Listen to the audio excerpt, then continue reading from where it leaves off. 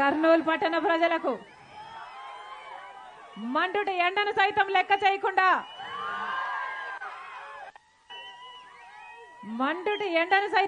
చేయకుండా మీ పనులన్నీ మానేసుకొని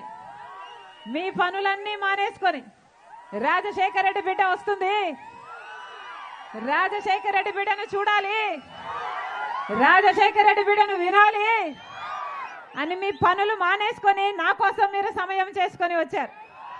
ప్రతి అన్నకు, ప్రతి తమ్ముడికి, ప్రతి అయ్యకు, ప్రతి అమ్మకు, ప్రతి అక్కకు, ప్రతి చెల్లికి మీ రాజశేఖర రెడ్డి బిడ్డ శిరస్సు వంచి చేతులు జోడించి మనస్ఫూర్తిగా నమస్కరించుకుంటుంది.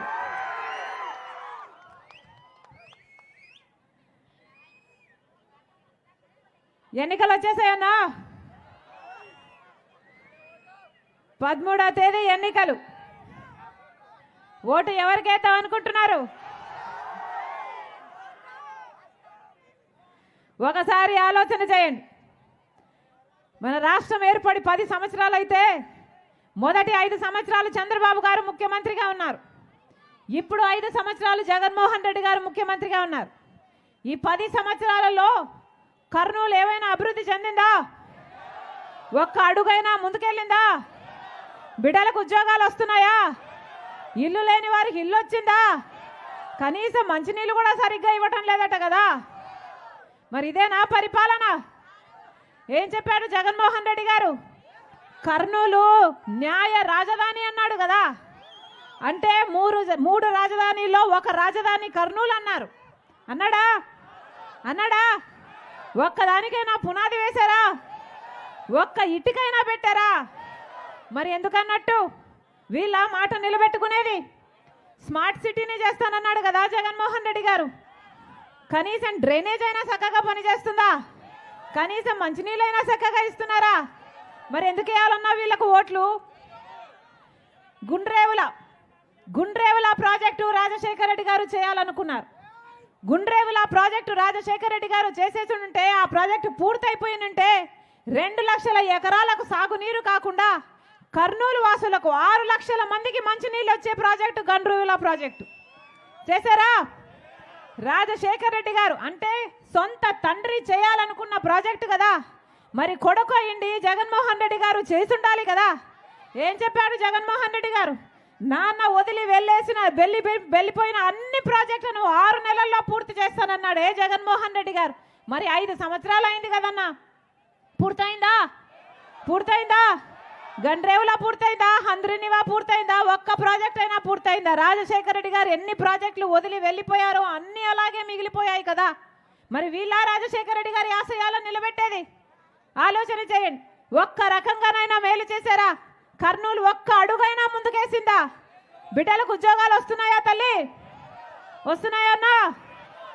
కూలీ నాలి వేసి చేసుకొని చదివించుకుంటున్నారు బిడ్డలు. ఈరోజు బిడ్డలకు ఉద్యోగాలు లేక 10,000 రూపాయలు, 8,000 రూపాయలు, 11,000 రూపాయలకి ఇలా చిన్న ఉద్యోగాలు చేసుకుంటున్నారు అంటే అది అవమానం కాదా?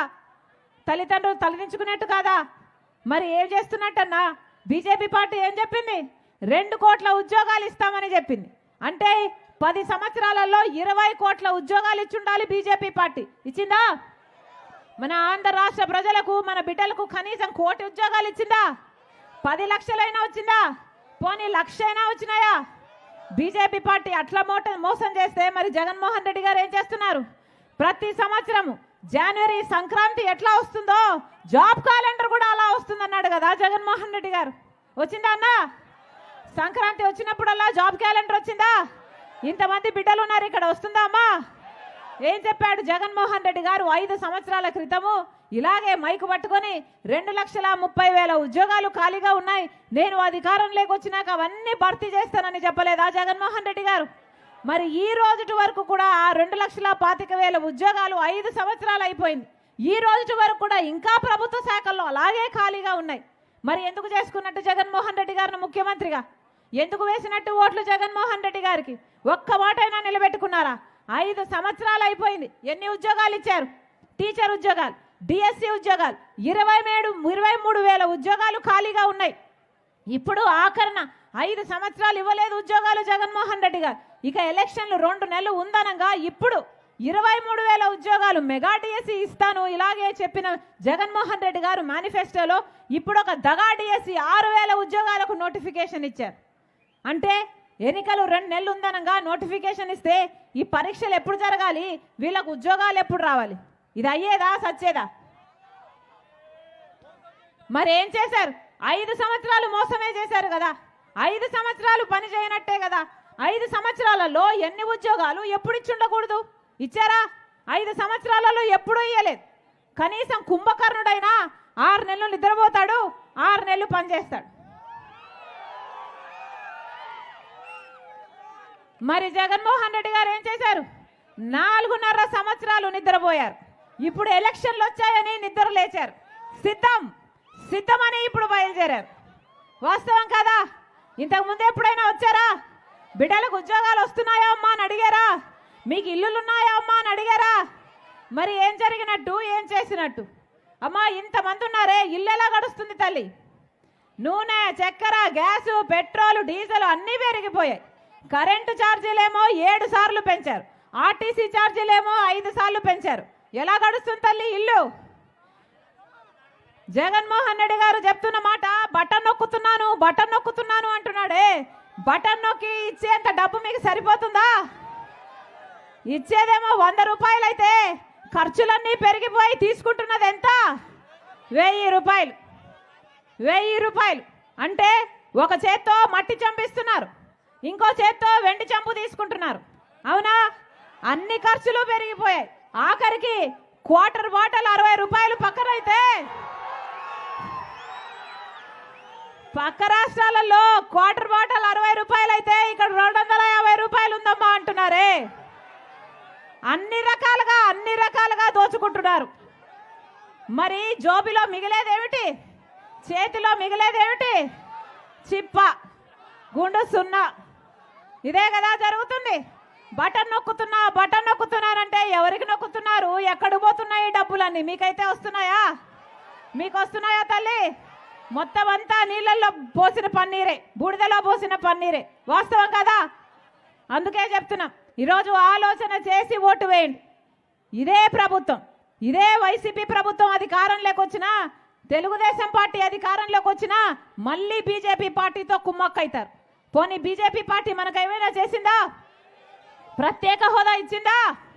పోలవరం ప్రాజెక్ట్ ఇచ్చిందా? రాజధాని కట్టిందా? 10 సంవత్సరాలుగా బీజేపీ పార్టీ మనకు వెన్నుపోటు పొడుస్తూనే ఉంది. అయినా కూడా అదే బీజేపీ పార్టీకి ఒక పక్క చంద్రబాబు గారు, ఒక పక్క వైసీపీ గులాంగిరి చేస్తున్నారు. రాజశేఖర రెడ్డి గారు ఎప్పుడైనా బీజేపీని ప్రోత్సహించారా? బీజేపీ వైపు నిలబడ్డారా? ప్రతి విషయంలో ఖండించారు బీజేపీని. ఎందుకంటే బీజేపీ ఒక మతతత్వ పార్టీ కాబట్టి మతం పేరుతో చిచ్చు పెట్టాలి, ఆ మంటలో చలిగాచుకోవాలి. ఇదే బీజేపీకి తెలిసిన రాజకీయం. ఇదే జరిగింది. గోత్రాలో అయినా, మణిపూర్లో అయినా మతం పేరుతో చిచ్చు పెట్టారు. ఒక మతాన్ని అవమానించారు, ఇంకో మతాన్ని రెచ్చగొట్టారు. దాంతో వాళ్ళు లబ్ధి పొందారు. బీజేపీ అధికారంలోకి వస్తే ఏదో ఒక రోజు ఇదే జరగబోతుంది. అదే బీజేపీ పార్టీకి చంద్రబాబు గారు, జగన్మోహన్ రెడ్డి గారు మద్దతు ఇస్తున్నారు. ఎందుకు అని అడుగుతున్నాం. ఇద్దరికి బీజేపీ పార్టీ కావాలట.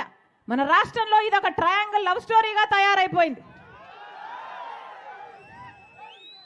చంద్రబాబు గారికి మోడీతో పొత్తు, జగన్మోహన్ రెడ్డి గారు మోడీకి తొత్తు. మళ్ళీ చెప్తున్నాం, తెలుగుదేశం పార్టీకి ఓటేసినా బీజేపీకి ఓటేసినట్టే, వైసీపీకి ఓటేసినా బీజేపీకి ఓటేసినట్టే, పవన్ కళ్యాణ్కి ఓటేసినా బీజేపీకి ఓటేసినట్టే. వద్దు, బీజేపీకి ఓటేస్తే మనకు ప్రత్యేక హోదా రాదు, పోలవరం రాజు, రాజధాని రావు, మన బిడ్డలకు ఉద్యోగాలు రావు, ఇలాగే ఖర్చులన్నీ పెరుక్కుంటూ పోతాయి, పేదవాళ్ళకి ఇల్లులు రావు, వ్యవసాయం బాగుపడదు, కనీసం తాగడానికి కూడా మంచినీళ్ళు ఉండవు. అందుకే చెప్తున్నాం, కాంగ్రెస్ పార్టీ ప్రజల పార్టీ, కాంగ్రెస్ పార్టీ రాజశేఖర రెడ్డి గారి పార్టీ. కాంగ్రెస్ పార్టీ రాజశేఖర రెడ్డి గారు ముఖ్యమంత్రిగా ఉన్నప్పుడు ఎన్ని చేశాడు రాజశేఖర రెడ్డి గారు? మళ్ళీ అలాంటి సంక్షేమ పాలన కావాలి అంటే కాంగ్రెస్ పార్టీ అధికారంలోకి రావాలి. కాంగ్రెస్ పార్టీలో చేరింది రాజశేఖర రెడ్డి బిడ్డ. ఎందుకంటే ఒక్క కాంగ్రెస్ పార్టీ మాత్రమే అధికారంలోకి వచ్చిన వెంటనే 10 సంవత్సరాల ప్రత్యేక హోదా ఇస్తాము అని ప్రకటించాడు రాహుల్ గాంధీ గారు. ఆ మాటను పట్టుకొని వచ్చింది రాజశేఖర రెడ్డి బిడ్డ. మీరు ఆశీర్వదించండి, మీరు ఆశీర్వదించండి. కాంగ్రెస్ పార్టీ అధికారంలోకి వచ్చిన వెంటనే మనకు ప్రత్యేక హోదా వస్తుంది. ఒక్కొక్క నియోజకవర్గానికి 100 కొత్త పరిశ్రమలు వస్తాయి. మన బిడ్డలకు ఉద్యోగాలు వస్తాయి.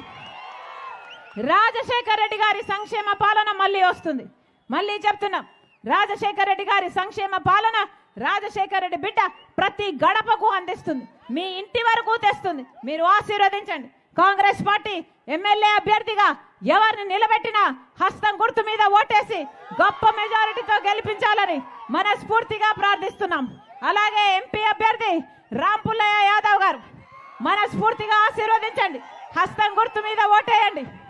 మనస్ఫూర్తిగా ఆశీర్వదించండి. కాంగ్రెస్ పార్టీ మీ పార్టీ, కాంగ్రెస్ పార్టీ ప్రజల పార్టీ, కాంగ్రెస్ పార్టీ అందరి పార్టీ. మనస్ఫూర్తిగా ఆశీర్వదించాలని మీ రాజశేఖర్ రెడ్డి బిడ్డ శిరస్సు వంచి చేతులు జోడించి ప్రతి అన్నను, ప్రతి తమ్ముని, ప్రతి అక్కను, ప్రతి చెల్లిని మనస్ఫూర్తిగా ప్రార్థిస్తుంది.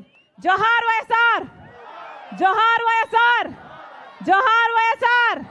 హస్తం గుర్తుకే, హస్తం గుర్తుకే, హస్తం గుర్తుకే. అన్న గుర్తు చాలా ముఖ్యం, అమ్మ గుర్తు చాలా ముఖ్యం. చేయి గుర్తు, చేయి లేకపోతే ఏమీ లేదు. చేయి గుర్తమ్మా, గుర్తు మర్చిపోకండి. అమ్మ గుర్తు మర్చిపోకండి. చేయి గుర్తు, హస్తం గుర్తు. ఓటేయండి, ఆశీర్వదించండి. అన్న ఆశీర్వదించండి, అమ్మ ఆశీర్వదించండి, అమ్మ ఆశీర్వదించండి. ఉంటా అన్న, అన్న ఉంటా, అమ్మ ఉంటా, ఉంటా అన్న, ఉంటా, ఉంటా అన్న.